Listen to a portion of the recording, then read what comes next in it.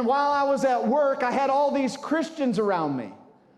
And all these Christians would say, you need to get your life right with God. And I'm looking at them.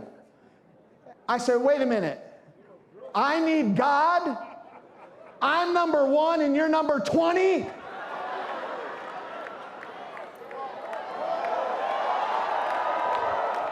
I don't need that God.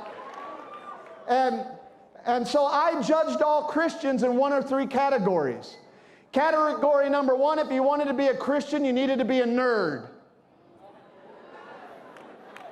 That's why I like your pastor. He doesn't dress like a nerd. He doesn't talk. Come on, somebody. Come on, somebody. You can be cool and be a Christian. Amen?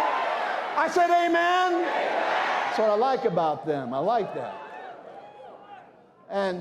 And so number 1, they were all nerds. Number 2, I judged all Christians. They're all broke. Didn't want to be broke. Number 3, they were all lazy.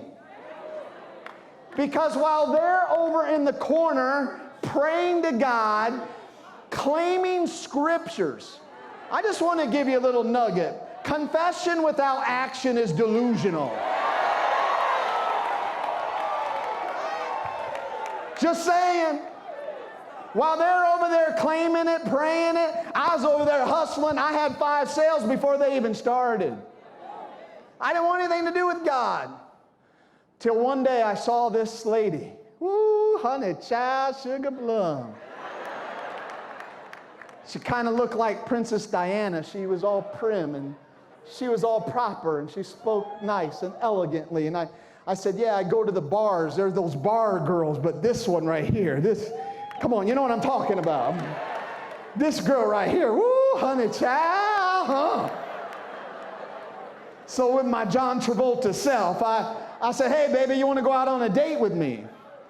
And she says, well, what do you want to do? I said, well, I'll pick you up. We'll go out to dinner. We'll have a couple drinks. And after having a couple drinks, we'll go dancing. Then we'll go over to my house. She said, She said, you can come to church with me. Like, where the nerds go and the losers go. And I took one look at her and said, okay. And I went to church and I heard the message of the gospel for the first time, that Jesus loved me, that Jesus died for me and shed his blood for me. Watch this. So that all my guilt and shame for everything I did in my life could be removed. Watch, I didn't want to be a nerd. I didn't want to be lazy. I didn't want to be broke. But one thing I did want is all the guilt and shame of all the nasty stuff I did all over my life. I wanted freedom from the shame. And when that preacher preached that message, I lifted up my hands and said, yes, I want to start anew. And when I said yes to Jesus, the power of God hit my hands. It went all throughout my body. And when God came in, demons went out, out, out. And now it's been 28 years. I tell people I got my lips saved.